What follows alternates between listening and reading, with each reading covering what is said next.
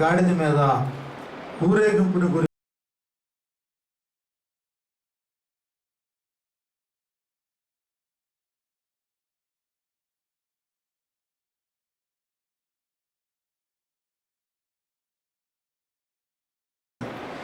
బహుశా యేసుక్రీస్తు వారు ఆయన ఇక చివరి ప్రయాణం, ఆయన యెరూషలేమునకు వెళ్ళి గాడిద మీద ఊరేగుతూ మందిరానికి వెళ్ళిన తర్వాత ఆ తర్వాత కొద్ది రోజుల్లోనే మరి ఆయన పట్టబడటం, ఆయన పట్టుకోవడం, ఆయనను చిత్రహింసలు చేసి మరి సిలువలో ఆయనను ఇలా మరణానికి అప్పగించుకోవడం అన్ని చూస్తూ ఉన్నాం. అయితే ఈరోజు ప్రాముఖ్యంగా యేసును మోసిన గాడిదను మనం చూస్తూ ఉన్నాం. ఈయన యెరూషలేములో నుండి 2 శిష్యులను పంపిస్తూ మీ ఎదుట ఉన్నటువంటి జంట గ్రామాలు బేత్పగే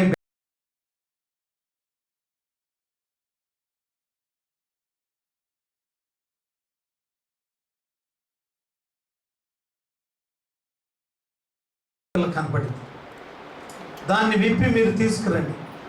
విప్పేటప్పుడు ఎవరైనా అడిగితే ఇది దేవునికి కావాలి, ప్రభువుకు కావాలని చెప్పండి అని ఆయన శిష్యులను పంపించారు. మనం చూస్తూ ఉన్నాం, వాళ్ళు అక్కడికి వెళ్ళారు. కట్టబడిన గాడిద పిల్ల అక్కడ కనబడింది. వాస్తవికంగా మరి ఎవరైనా వాళ్ళ ఇంట్లో జంతువుని విప్పుతుంటే ఎవరు ఊరుకుంటారు? మన ఇంట్లో గేదెను ఎవరైనా ఇప్పుతున్నారు అనుకోండి, సైలెంట్గా ఇట్లా మోగముగ్గులాగా చూసుకోగా ఏంటా ఇప్పుతున్నారని అడుగుతాం. అట్లాగే అక్కడ విప్పుతున్నప్పుడు అడిగారు. అడిగితే ఎవరు కావాలన్నారు? ఇది ప్రభునకు కావాలని చెప్పారు. వెంటనే ఆయన మరి తోలి సరే తీసుకెళ్ళిపోమని చెప్పారు. గాడిద యేసు దగ్గరకు నిలబడింది. ఆయన ఎదుట నిలబడిన గాడిద. గట్టిగా స్తోత్రం చెప్పాలి. హల్లెలూయా. ఇట్లారా గాడిదల గురించి మనం ఎన్నో విషయాలు ఎప్పుడూ తెలుసుకుంటూ ఉన్నాం. చూడండి, ఆ గాడిద మీద మరి బట్టలు వేశారు. ఆ బట్టల మీద యేసయ్య కూర్చున్నాడు. గాడిద ప్రయాణమే వెళుతూ ఉంది. గాడిద మీద కూర్చున్న యేసయ్యను బట్టి గాడిదను కింద నడవనీయకుండా అందరూ కూడా దాని కాళ్ళకి ఏం పరిచారు? బట్టలు పరిచారు. అసలు గాడిద అంటే ఇక గాడిదే, మామూలు గాడిద కాదు, ఇది ఘనత కలిగిన గాడిద. ఎందుకనంటే దాని మీద ఎవరున్నారు? వాస్తవికంగా ఏనాడు కూడా మరి దానికి అంత ఘనత కలగల. గాడిద మట్టి నేల మీద నడిచే గాడిద, పెంట కుప్పల మీద నడిచే గాడిద, అడవిల్లో నడిచే గాడిద, ఇష్టం వచ్చినట్టుగా ఎక్కడ పెడితే అక్కడ తుప్పల్లో తిరిగే గాడిద. ఇప్పుడు దాని కాళ్ళ కింద బట్టలు పరిచారు. చక్కగా మెత్తగా నడుచుకుంటూ వెళుతుంది. అందరూ బట్టలు పరుస్తుంటే గాడిదకి అర్థమైంది, అబ్బాబ్బాబ్బా నా కాళ్ళు కింద కూడా నడవని. ఇట్లా గాడిదకి అర్థం కావట్లా ఎవరున్నారు? దాని మీద గాడిద మీద యేసయ్య ఉన్నారు. మరి చక్కని పాట పాడుతున్నారు. దావీదు కుమారునికి జయము జయము, ప్రభు పేరట వచ్చేవాడు స్తుతించుకుంటూ సర్వోన్నతమైన స్థలంలో జయము జయము. ఎన్ని కేకలు వేస్తున్నారు! దేవునికి స్తోత్రం. ఎంత చక్కని కేకలు! వీటిలాగా మనం ఇక్కడ గమనించినట్లయితే గాడిద అనే స్థానం మానవ జాతికి ఇది సాదృశ్యంగా కనపడుతుంది. మానవులు మనందరి జీవితాలు గాడిద వంటి జీవితాలుగా కనబడుతున్నాయి. నిజమే. చూడండి, గాడిదలు మనము పరిశీలన చేస్తే బైబిల్లో నిర్గమకాండం 23:4 కనబడుచున్నది గాడిదకున్న లక్షణం. నిర్గమకాండం 23వ అధ్యాయము 4వ వచనం అక్కడ ఏమని వ్రాయబడిందంటే, అమ్మా మీ శత్రువుల ఎద్దైనను గాడిదైనను. అంటే గాడిదకున్న లక్షణం ఏంటంటే తప్పిపోవచ్చున్న గాడిద. రాసుకోండి, గుర్తుపెట్టుకోండి చాలు పిల్లరా. మొట్టమొదటిగా గాడిద లక్షణం ఏంటి? తప్పిపోవచ్చున్న గాడిద. గాడిద అంటే ఈజీగా తప్పిపోతుంది.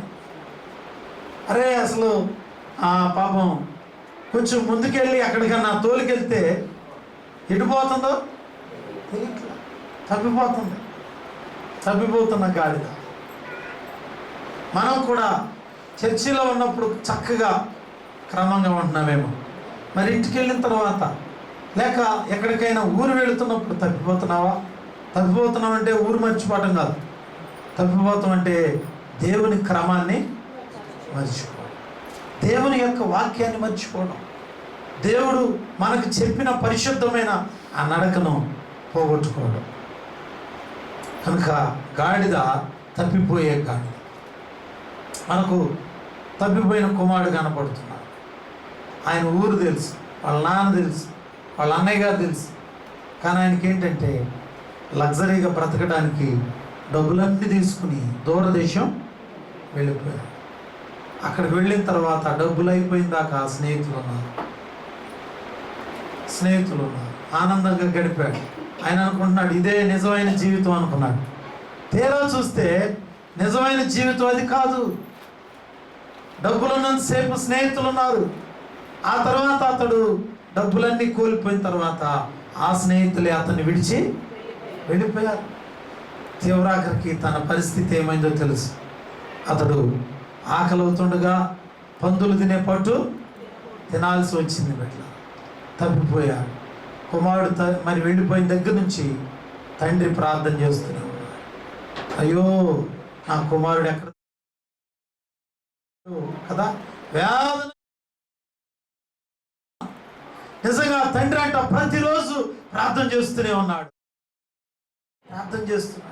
అయ్యో నా కుమారుని ఎలాగైనా ఇంటికి తీసుకురా, నా కుమారుని ఎలాగైనా ఇంటికి తీసుకురామని ఆ పరలోకపు తండ్రి ప్రార్థన చేసుకుని ఏడుస్తూ ఉన్నాడు.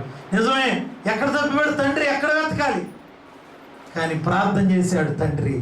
ఆ తప్పిపోయిన కుమారుడే తిరిగి మరలా తండ్రి దగ్గరికి వచ్చాడు. హల్లెలూయా.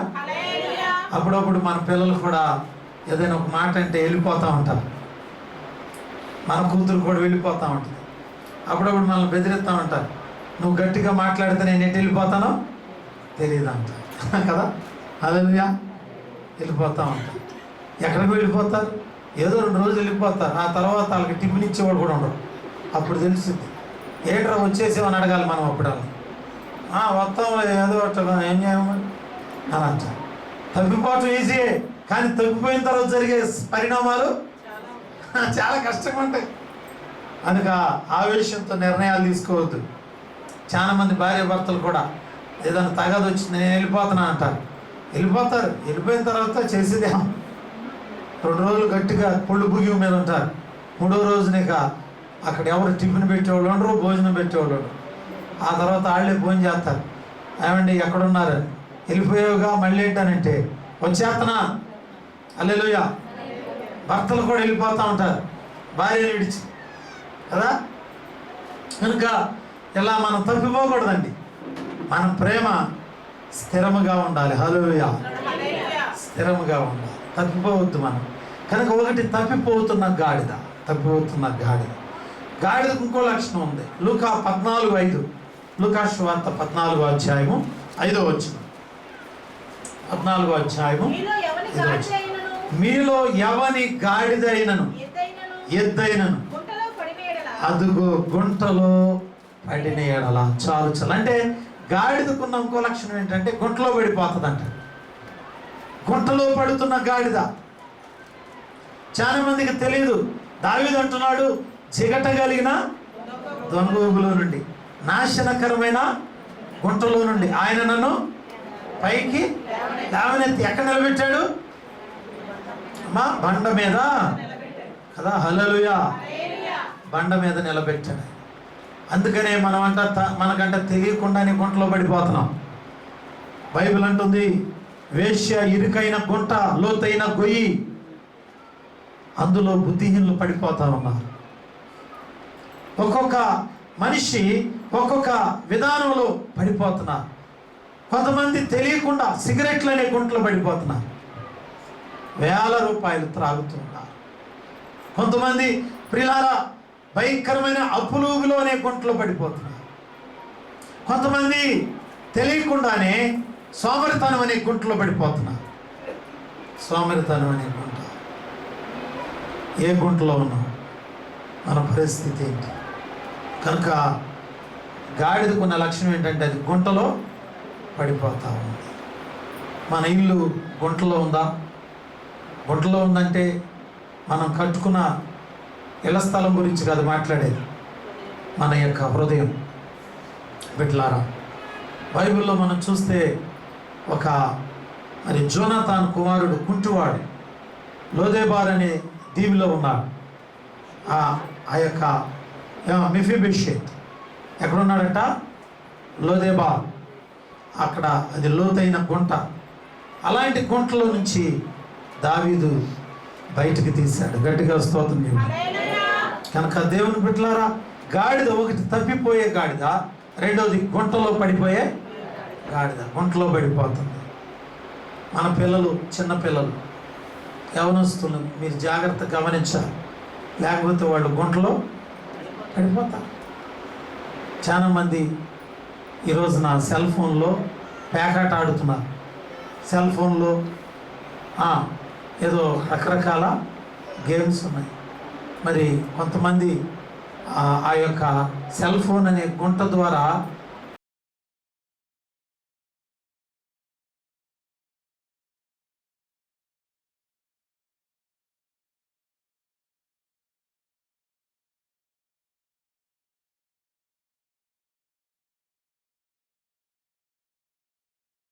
ఆత్మహత్య చేసుకోమని చెప్పిందంట. చాలామంది పిల్లలు అట్లా ఆత్మహత్య చేసుకుని చనిపోయారు. ఆ సెల్ ఫోన్ అనే గుంట ఏం చేసిందంటే ఆ పిల్లలను చంపేసింది. నాశనకరమైన గుంటలో పడిపోతున్నారు. కనుక ఇది ఏది? గాడిద, గుంటలో పడిపోతున్న గాడిద. తర్వాత మూడోది చూస్తే లేవ్యాకాండం 11:3 పవిత్రమైన జంతువులు, అపవిత్రమైన జంతువులు, పరిశుద్ధమైన జంతువులు, అపరిశుద్ధమైన జంతువులు. ప్రియులారా, పరిశుద్ధమైనవి అంటే వాటికి ఉండే 2 లక్షణాలు. ఒకటి, కాళ్ళ గిట్టలు చీలు ఉండాలి, నెమరు వేయాలి. ఈ 2 కనుకుంటే అది ఏ జంతువు అయినా పరిశుద్ధమే. హల్లెలూయా. జంతువులలో ఏది డెక్కలు గలదై నెమరు వేయునో అది దాన్ని తినవచ్చును, కానీ నెమరు వేయు వాటిలోను 2 డెక్కలు గల వాటిలోను వీటిని తినకూడదు. ఒంటి నెమరు వేస్తుంది కానీ లేవు. అది ప్రియులారా, ఇక్కడ మనం చూసినట్లయితే గాడిదకు నెమరు వేసే గుణం ఉంది. మీరు గాడిద కాళ్ళు ఎప్పుడైనా చూడండి వచ్చినప్పుడు, దాని కాళ్ళు డెక్కలు చీలు. మామూలుగా చెప్పుకోవడానికి అది చూడడానికి గేదెలు ఆవుల్లాగానే ఉంది, కానీ దాని కాళ్ళు గిట్టలు చీళ్ళు, నెమరు వేస్తుంది. కానీ అలా ఉండటం వల్ల అది అపవిత్రమైనది. అందుకని గాడిద ఎవరు అని అంటే అపవిత్రమైన జంతువు. బైబిల్లో ఉంది కదా, గాడిదను ఎద్దును జత చేసి దున్నకూడదు. ఎందుకంటే గాడిద అపవిత్రమైంది, ఎద్దేమో పవిత్రమైంది. హల్లెలూయా. అందుకని మనమంట ఎవరితో సహవాసం చేయాలంటే దేవుని పిల్లలతోనే సహవాసం చేయాలి. చాలామందికి డబ్బులు రాగానే అందరితో సహవాసానికి వెళ్ళిపోతారు. డబ్బులు రాకముందేమో పాస్టర్ గారు బాప్తీసం చేసుకున్న వాళ్ళతో జాగ్రత్తగా, అమ్మ ప్రార్థన ఎక్కడ, ఇవాళ రేపా అని చక్కగా ప్రార్థన చేసే వాళ్ళతోనే ఉంటారు. నా స్వామిరంగా కది డబ్బులు వచ్చినాయి అనుకోండి, ఇక చూసుకో ఎవరెవరితో సహవాసం మనకే. ఏంటమ్మా వీళ్ళతో ఉన్నావు ఏంటంటే, మంచోళ్ళు అయ్యారు ఏంటి, ఈ బొట్లు బోనాలు ఈ విగ్రహ సంబంధమైన వీళ్ళతో నీకెందుకమ్మా అని అంటే వాళ్ళంటే తిరుగుతూ ఉంటారు. దేవుడు అన్ని చూస్తూ ఉంటాడు. ఆయన ఎప్పుడు కూడా విక్రించబడడు. ఎవరికి ఎట్లా గుణపాఠం చెప్పాలి అట్లా తెలుసు, ఆయనకి తెలుసు. డబ్బులున్న అహంకారంతో, డబ్బులున్నటువంటి ఆ మత్తులో మన సహవాసాలు మారితే వాళ్ళతో ఎలా నీకు చక్కని బళ్ళెము పోట్లు ఎట్లా పొడిపించాలో దేవుని తెలుసు. కనుక మనం జాగ్రత్తగా సహవాసం చేయాలి. బిడ్డలారా, మనమంట ఎవరైతే ప్రార్థన చేస్తారు, ఎవరైతే కన్నీరు గారుస్తున్నారు, ఎవరైతే వాక్యాన్ని గద్దించి చెబుతున్నారు, ఎవరైతే మనకి ప్రియులార పరిశుద్ధమైన జీవితానికి స్థానం ఇస్తున్నారో మన వాళ్ళతో సహవాసం చేయాలి. కనుక ఇది గాడిద అపవిత్రమైనది. అపవిత్రమైనది. మొట్టమొదటిది తప్పిపోతున్న గాడిద, రెండవది గుంటలో పడుతున్న గాడిద, మూడవది అపవిత్రమైన గాడిద. అపవిత్రమైన గాడిద. ఎట్లా మనం బాప్టిజం తీసుకున్నాం. మీరు ఒకటి గుర్తుపెట్టుకోవాలమ్మా, ఇక్కడున్న పురుషులు కూడా మనం బాప్టిజం తీసుకున్నాం. మనం ప్రిలారా లోకస్తులతో ఎంతవరకు ఉండాలో అంతవరకే. నీకు బంధువులు అవ్వచ్చు, నీ రక్త సంబంధికులు అవ్వచ్చు, వాళ్ళు పిలిచిన దానికల్లా మనం వెళ్ళి ఈరోజు మేము మరి ఫలానా ఎందుకనో పోతుని మేము బలిస్తున్నాం, మీరు ఊరే వచ్చి నిలబడిన అంతే అని అన్నారనుకోండి, నిజమే పదా అని లారీ ఎక్కి వెళ్ళకూడదు మనం. ఆ కార్యక్రమం దేవుడి కార్యక్రమం. నేను ఊరిని చూస్తాకి వెళ్ళాను. ఇక్కడ కొండలు ఎట్లా ఉంటాయి, ఆ బొమ్మలు ఎట్లా ఉంటాయి, అసలు ఆ విధానం ఎలా జరిగిద్దని వెళ్ళా. జనవరిలో సంక్రాంతి వస్తే కొంతమంది కోడి పందాలు మేము వేయట్లేదే కాదు, ఊరిని చూడటానికి వెళ్తున్నాం అంతే. అసలు ఎట్ట పుంజులు ఎట్ట పొడుచుకుంటున్నాయి, అవి కత్తులు ఎట్లా కడుతున్నారు, డబ్బులు ఎంతెంత ఇస్తున్నారు. అది మనం వెళ్ళాల్సిన స్థానమేనా? కాదుగా, వెళ్ళకూడదమ్మా. మనం అంట బాప్తిసం తీసుకున్న వాళ్ళం కడగానే ఉండాలి, వేరుగానే ఉండాలి. ఫస్ట్ టైం మనం రానప్పుడు తిడతారు మనల్ని, రెండోసారి కూడా తిడతారు, మూడోసారి అంటారు మీరు ప్రభు బిడ్డలు, మీరు రారు, మీరు అది తెచ్చుకునే శక్తి మనకిచ్చును గాక దేవుడు. గట్టిగా స్తోత్రం చెబుతాం. వాళ్ళే చెప్పాలి, మేము మిమ్మల్ని పిలవట్లేదు, ఎందుకంటే మీరు దేవుని చెప్పాలి, మీరు దేవుని. అది చెప్పించుకోవాలి మనం. రానటువంటి వారికి పెట్టే పేరు ఏంటంటే వాళ్ళే అనుకుంటారు, వాళ్ళు ఏమంటారు తెలుసా? దేవుని బిడ్డలు. హల్లెలూయా. మనం వాళ్ళతో పాటు తుయ్యిటయ్యి అనుకుంటా, పదండి అక్క భలేవాళ్ళు అదా అన్నారనుకో, ఏంటక్క నువ్వు కూడా బాప్తిసం తీసుకున్నావా, ఎప్పుడు తీసుకున్నట్లేవే అని అన్నారనుకోండి, అయిపోయింది మన చరిత్ర. కనుక మనం అన్నిట్లో సాక్ష్యము కలిగి ఉందముగా. హల్లెలూయా. ప్రభు మనం ఆయన చెప్పాడు కనుక అపవిత్రంగా ఉండొద్దమ్మా. అపవిత్రమైన వాళ్ళతో మనం సహవాసం వద్దు, మనకు అవసరం లేదు. కనుక మనం ఆలోచించాలి. తర్వాత మనం చూస్తే గాడిద, మరి మనం ఇక్కడే చూసాం.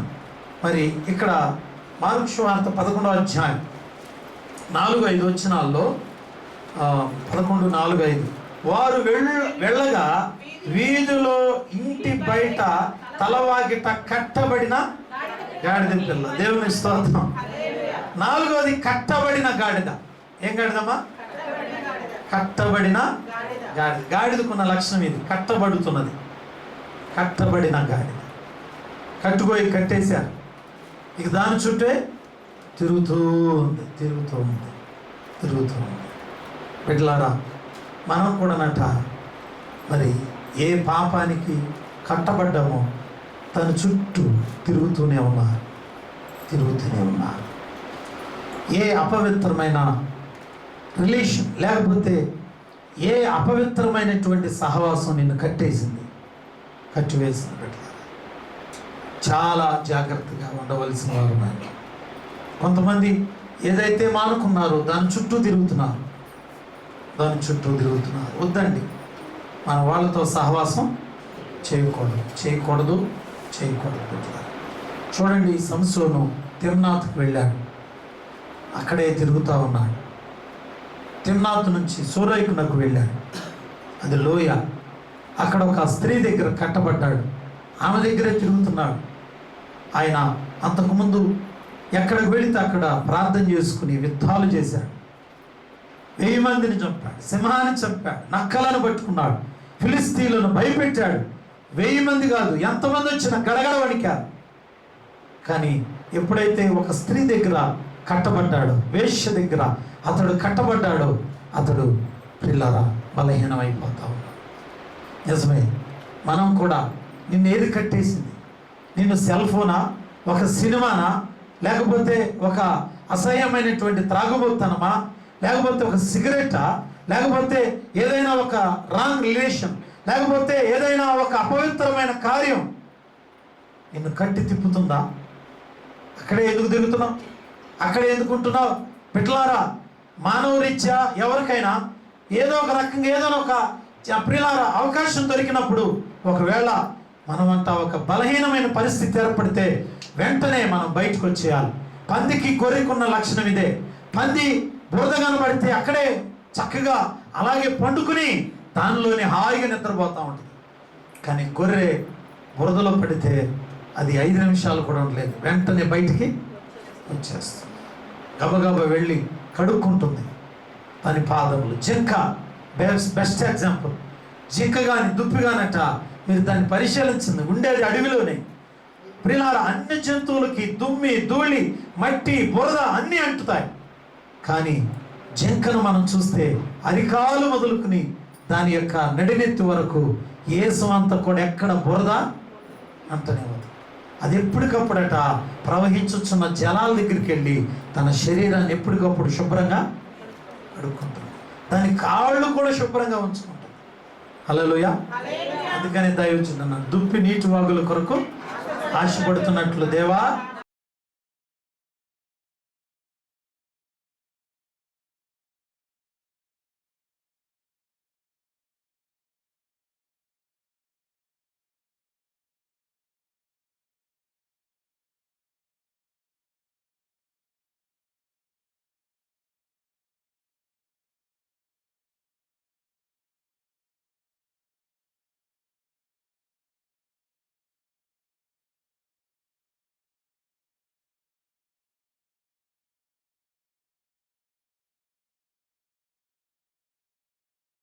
పరిశీలన చేసుకోవాల్సిన వారమైనా.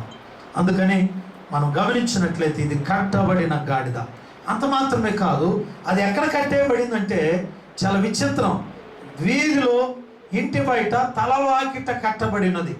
ఈ కట్టబడిన గాడిద అంటండి 2 రోడ్లు జాయింట్ అయ్యే జంక్షన్ దగ్గర కట్టేశారంట దీన్ని. ప్రియులారా, 2 దారులు కలిసే చోట్ల ఉందంటండి. అంటే ఇది 2 దారులు ఎక్కడైతే కలుస్తాయో అక్కడ ఒక బోర్డు పెడతారు. ఏం పెడతారు తెలుసా? యాక్సిడెంట్ జరిగింది జాగ్రత్త.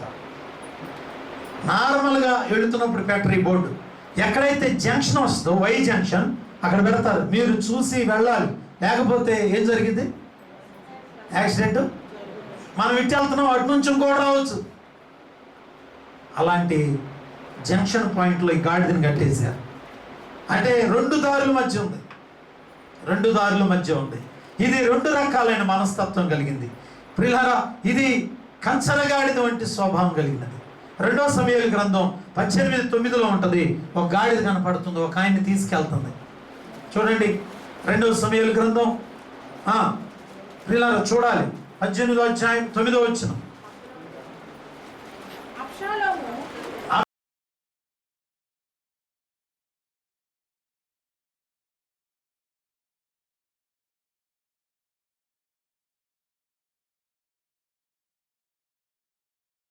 గాడిద అంటే గుర్రానికి గాడిదకు పుట్టినటువంటిది, క్రాస్ బ్రీడ్. అంటే గుర్రం లక్షణం ఉంటుంది, గాడిద. నేను ఇందాక చెప్పాను కదా, 2 దారులు జంక్షన్ మధ్య కట్టేశారు దీన్ని. అంటే 2 దారులు కలిగింది, 2 మనస్తత్వాలు కలిగింది. మనం ప్రియులారా బైబిల్లో యాకోబు తన 12 మంది కుమారులను దీవిస్తూ ఆయన ప్రియుల ఇస్సాకారు దగ్గరికి వచ్చినప్పుడు అంటాడు, ఇస్సాకారు నీవు బలమైన గార్ధబము, నీవు 2 తట్ల మధ్య పండుకున్న బలమైన గార్ధబము. ఆదికాండం 49వ అధ్యాయం. మీరు చాలా మంది అనుమానంగా చూస్తున్నారు. చూడండి ఆదికాండము మనం ఒకసారి 49వ అధ్యాయం కదా, 49వ అధ్యాయము 14 వచ్చింది. 49:14. ఇస్సాకారు 2 దొడ్ల మధ్య పండుకొని ఉన్న బలమైన, అంటే గార్ధబం అంటే ఏంటమ్మా? ఆవు అంటారా? కాదు, గాడిద. ఎన్ని దొడ్లు అంట? 2 దొడ్లు. కాసేపు ప్రార్థన హాలు, కాసేపు సినిమా హాల్ అంట. కాసేపు ఇల్లు ప్రార్థన చేస్తుంది, స్తోత్రం ప్రభుత్వం అంటే మొదటి సంవత్సరం. మళ్ళీ అదే కొద్దిసేపు ఉన్నాక అక్క టీవీ ఆన్ చేసి చెప్తా మంచి సీరియల్ వస్తుంది, టైం అయిపోతుంది పెట్టు, నేను ప్రార్థన కూడా తొందర ముగించింది అందుకోసం. ఇప్పుడేగా ప్రార్థన హాల్ చేసావు, ఇంతలోనే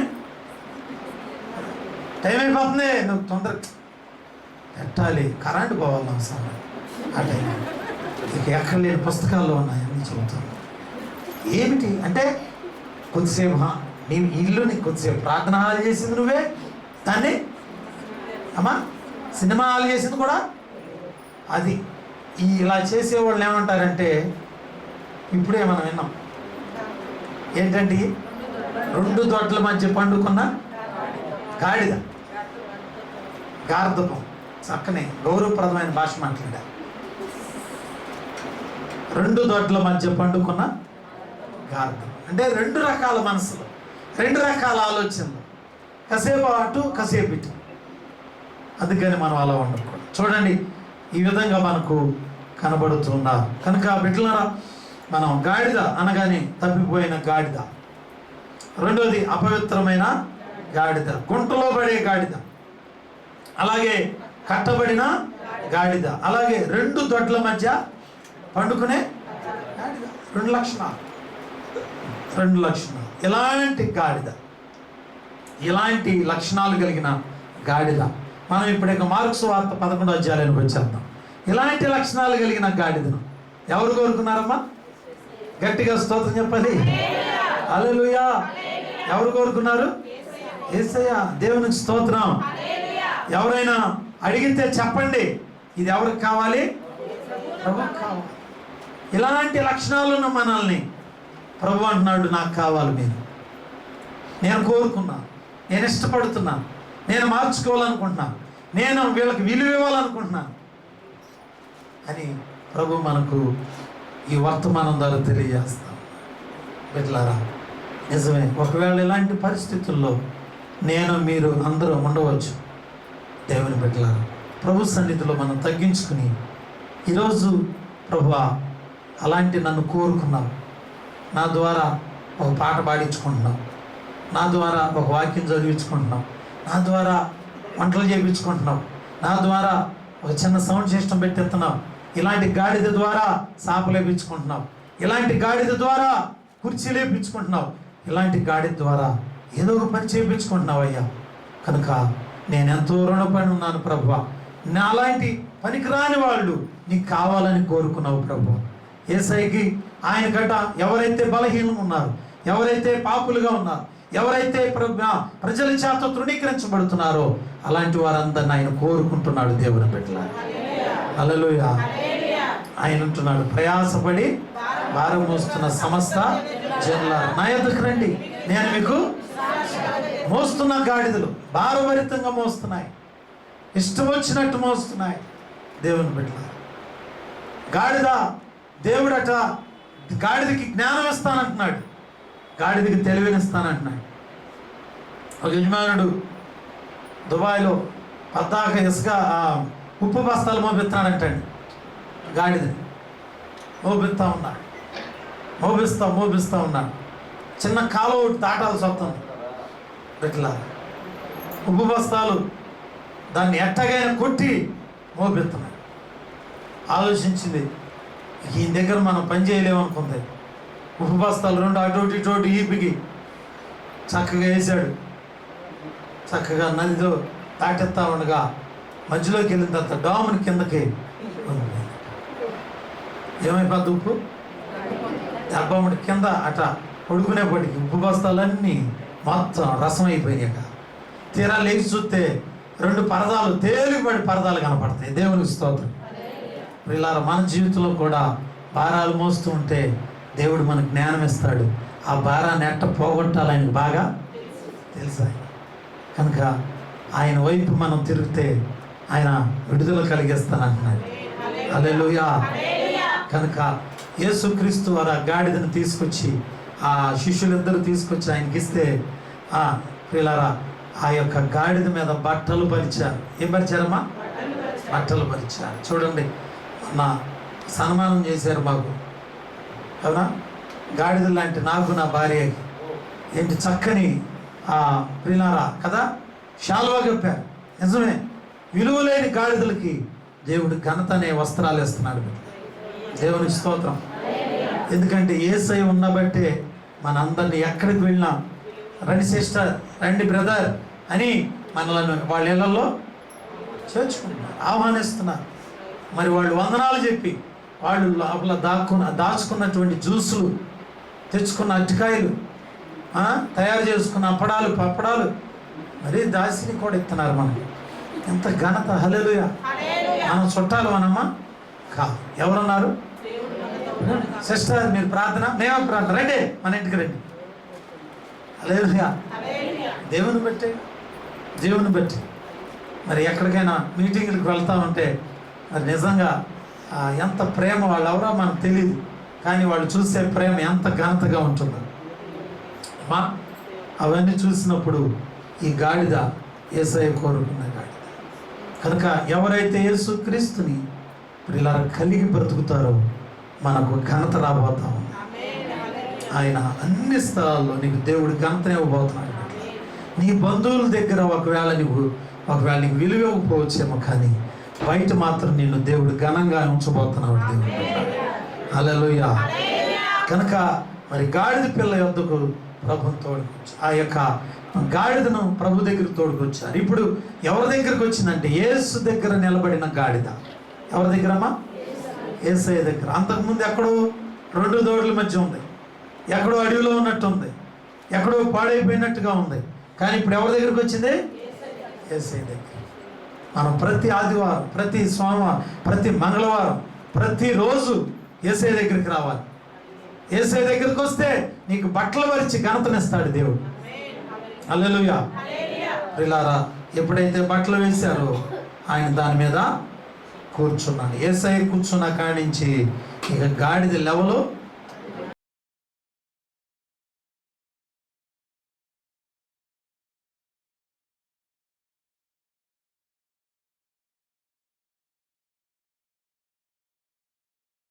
కింద నడవట్లేదు. ఎంత ఘనత అండి. మనం కూడా ప్రభుని కలిగి ప్రభులో నివసిస్తే నీళ్లు కింద ఉండదు, దేవుడు ఉన్నతన స్థాయిలో నిలబెట్టబోతున్నాడు. నీ పిల్లలు కింద స్థాయిలో ఉండరు, ఆయన ఘనతలో ఉంచబోతున్నాడు. నీ భర్త కింద స్థాయిలో ఉండడు, ఉన్నత స్థాయికి వెళ్తాడు. ప్రియులారా, ఎప్పుడైతే యేసు క్రీస్తు నీ కుటుంబాన్ని అంగీకరిస్తుందో నీ ఫ్యామిలీ ఊర్లో అందరికంటే ఘనతగా చేయబోతున్నాడు. హల్లెలూయా, హల్లెలూయా. దేవుని బిడ్డలారా, ఎంత గొప్ప కృప చూడండి కదా. షిలోహు మందిరంలో దేవుని సేవకుని యొక్క ఏలి పిల్లలు పరిచర్య చేయకుండా గర్వంగా బయటికి వెళ్ళిపోయారు. ఎవరో తెలియదు. పిల్లల్ని ఒక తల్లి వచ్చి ప్రార్థన చేసింది హన్నా.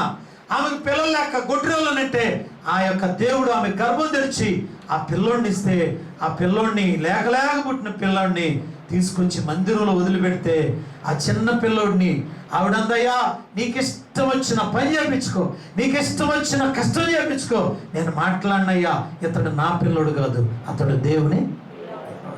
చూసేవారు అందరూ అనుకున్నారట ఈ పిల్లోడు చిన్న వయసు, ఈ పిల్లోడు చూస్తే అనాథలాగా ఉన్నాడు, అందుకనే పాస్టర్ గారు వాడేస్తున్నారు, పాస్టర్ గారు ఇతన్ని వాడేస్తున్నాడు. మందిరంలో అందరూ వచ్చిన వాళ్ళు అనుకున్నారట, ఒరే పిచ్చోడా నువ్వే కదరా చేసేది, నువ్వు తప్పితే ఎవడు చేస్తాడని వాళ్ళ పిల్లలందరినీ దాచుకుని తీసుకెళ్ళిపోయారు. సమయంలో అక్కడే పిచ్చివాళ్ళలాగా పరిచర్య చేస్తుంటే అందరూ అనుకున్నారంట పిచ్చోడు పాపం ఏ తల్లి కనబెట్టు ఎట్టి చాకరీ గొడ్డి చాకరీ చేసుకుంటున్నాడు, మందిరంలో ఈయన ఒక్కడే దొరికాడు పిచ్చోళ్ళలాగా, ఆ కన్న తల్లి ఎవరో పిచ్చలాగా ఉంది వదిలేసిపోయింది. ఇవన్నీ ప్రభు చూస్తున్నాడు పైనుంచి. బిడ్డలారా, ఆయన అనుకున్నాడు పిచ్చోళ్ళు అనుకున్నారా, వదిలేసి వెళ్ళారు అనుకున్నారా, హీనంగా మాట్లాడుకున్నారా, ఒక్కడే ఏం ఇష్టం వచ్చినట్టు చేస్తుంటే అందరూ హీనంగా మాట్లాడుకున్నారా? ఆ తల్లి వదిలేసింది నిజమే, పిచ్చోడు అనుకున్నారు, అసహించుకున్నారు, ఎవడు లేడు వాడు అనుకుని వాళ్ళందరూ అరే ఆ పని ఈ పని ఆ పని ఈ పని అని మందిరంలో చేపించుకుంటా హీనంగా మాట్లాడుతూ ఉంటే సమయంలో తల వంచుకుని ఆ పిల్లవాడు ఇది దేవుని పని అని నమ్మకంగా చేశాడు, పిచ్చివాళ్ళగా చేశాడు, అమాయకంగా చేశాడు. నేను ఎవరు లేదు నాకు దేవుడే దిక్కు అనుకుని చేశాడు. అదే పిల్లోడిని అదే మందిరంలో నుంచి దేవుడు తన స్వరముతో నింపి ఆ పిల్లవాడిని 40 దేశాలకు గవర్నర్గా చేశాడు దేవుడు. ఆ తర్వాత ఎక్కిరించిన పిల్లలందరూ అడుగు తిని బ్రతుకుతుంటే ఈ సమయాలు ప్రపంచాన్ని వెళ్ళాడు దేవుని బిడ్డలారా. ఏ పిల్లోని హీనంగా చూశారో ఆ పిల్లోడు వచ్చేదాకా రాజులు నిలబడ్డారు బిడ్డలారా.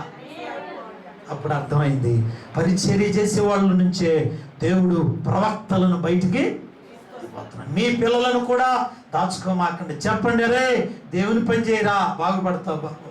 దేవుని పని ఏదైనా చేసిరారా, నిన్ను దేవుడు దీవిస్తాడు. నాకు పని చేయటం కాదయ్యా, ఈరోజు ఏదో పని ఉన్నట్టుంది, వెళ్ళిరా, నిన్ను దేవుడు దీవిస్తాడు. సమయంలో దీవించిన దేవుడు ఇవాళకి బ్రతికే ఉన్నాడు బిడ్డలారా. ఎవరైతే పిచ్చివాళ్ళలాగా పిల్లలు పనిచేస్తున్నారో దేవుని సన్నిధిలో వాళ్ళందరూ వర్ధిల్లబోతున్నారు దేవుని. హల్లెలూయా. కనుక తప్పించుకుని తిరిగే వాళ్ళు పిల్లరా చరిత్రలో కనుమరుగైపోతారు. వాళ్ళ పేర్లు కూడా ఎవరికి తెలియదు బిడ్డలారా. ఎవరైతే దేవుని కోసం ప్రయాసపడతారు, ఎవరైతే యేసయ్యను మోసుకుంటూ వెళ్తారు, ఎవరైనా యేసయ్యని ప్రియులారా ఆయనను తన మీద ఎక్కించుకుని వెళ్తారో, నువ్వు గర్హీనరాలువే కానీ యేసయ్య నీలో ఉన్నాడు గనక ఒక రోజు రాబోతా ఉంది. నీకు విలువ లేని దానివే, గాడిదవే, కానీ యేసయ్యని ఎక్కించుకున్నావు గనక ఒక రోజున నిన్ను దేవుడు ఉన్నత స్థాయిలో నిలబెట్టబోతున్నాడు.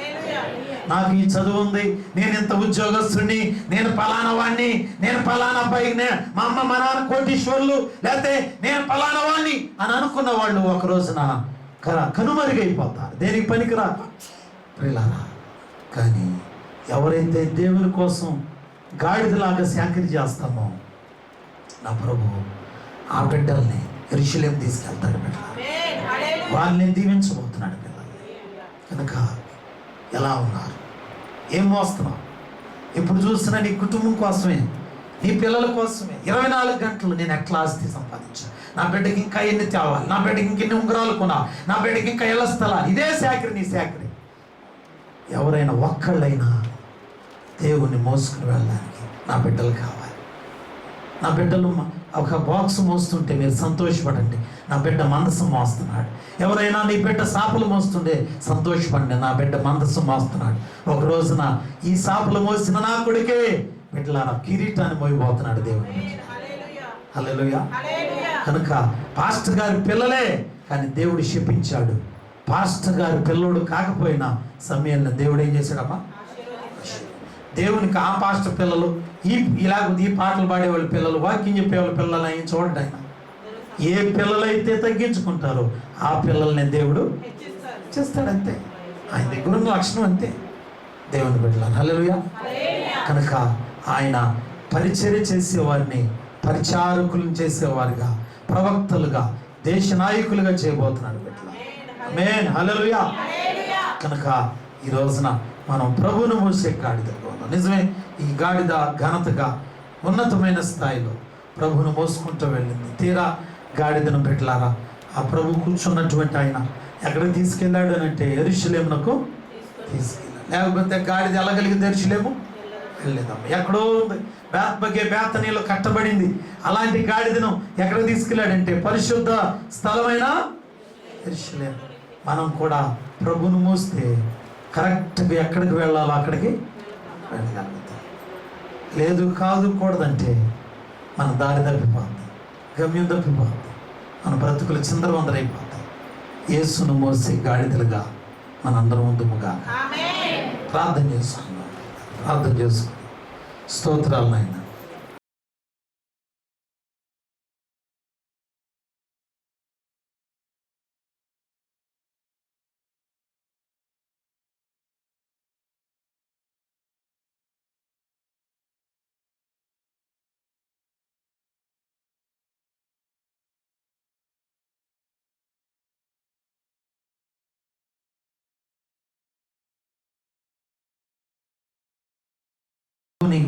ఎత్తుకోకుండా తిరుగుతాం.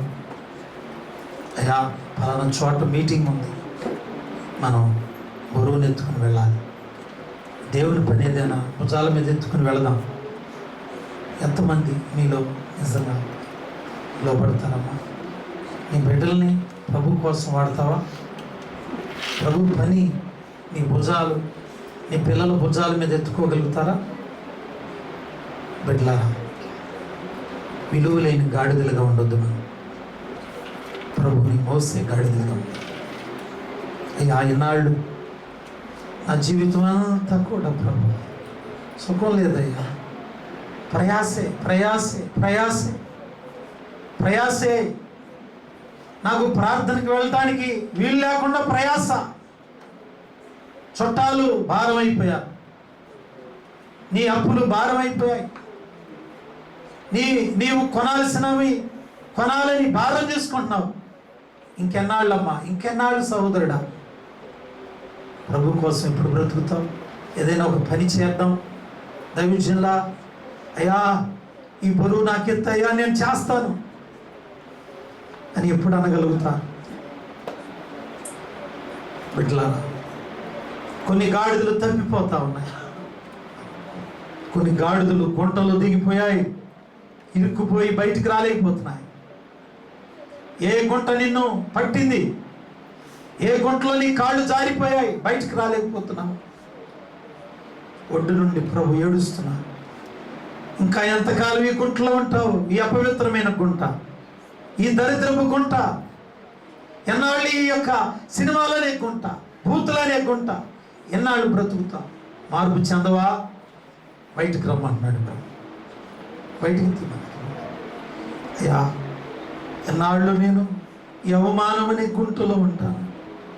దేవుని బిడ్డ,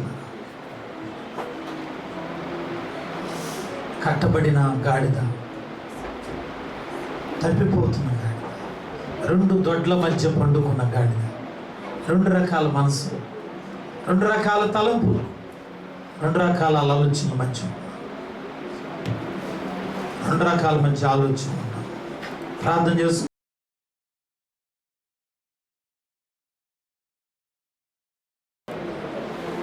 సమయాలు వలె నా పిల్లలు ఉండాలయ్యా.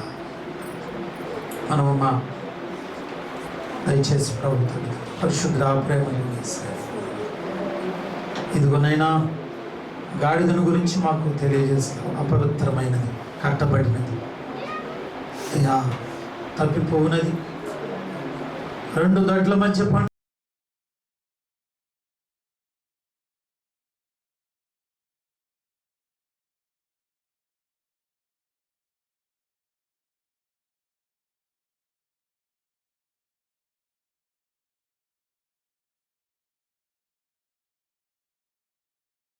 సహా మేమందరూ నిన్ను మోసుకుని వెళ్ళే వారికి చేయండి.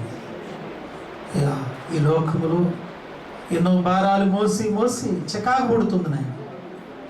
అయ్యా, మిమ్మల్ని ఒక్కరోజైనా ఎత్తుకుని తీసుకుని వెళ్ళండి, నాకు సహాయం చేయండి. అయ్యా, విసిగిపోతున్నాం, మా పరిస్థితులు చూసి విసిగిపోతున్నాం ప్రభు. మాకు విశ్రాంతిని అయ్యా, మాకు విడుదల కలిగించయ్యా. కట్టి పడేశాడు సాతాను, విడిపించు అయ్యా, మమ్మల్ని విడిపించిన సహాయం ఇచ్చిన అయ్యా. నిన్ను మోసుకుని వెళ్ళే గాడిదగా, సమయంలో నిన్ను మోసుకుని వెళ్ళే వారికి వచ్చిన సహాయం చేయండి. ఈరోజు అందించిన ఈ సందేశం హృదయాలు భద్రపరచుకోండి అయ్యా. ఎందరైతే కన్నీరు కారుస్తున్నారు, ఎందరైతే బాధపడి ప్రార్థన చేసుకుంటున్నారు, దర్శించయ్యా. అయ్యా, మా సంఘం మిమ్మల్ని మోసుకుని వెళ్ళేదిగా చేయండి. మీ కృపతో నింపండి. యేసుక్రీస్తు నామమున అడిగి వేడుకుంటున్నాం తండ్రి, ఆమేన్. మనందరం లేచి నిలబడదాం. ప్రేమలత గారు పాటపడుతుండగా మనం కానుక సమర్పణ చేద్దాం.